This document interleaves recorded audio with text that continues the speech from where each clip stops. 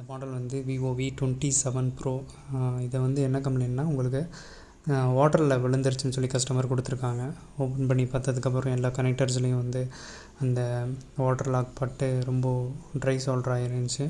இப்போ ரீசோல்டர் பண்ணி நம்ம ரெடி பண்ணி கொடுத்துருக்கோம். இப்போ அந்த கனெக்டர் ரீப்ளேஸ் பண்ணி ரெடி பண்ணதுக்கப்புறம் உங்களுக்கு நார்மலாக இந்த மொபைல் வந்து ஒர்க் ஆக ஆரம்பிச்சிருச்சு. இதே மாதிரி என்ன கம்ப்ளைண்ட்டாக இருந்தாலும் நீங்கள் கொண்டு வாங்க, ரெடி பண்ணி கொடுத்துடலாம்.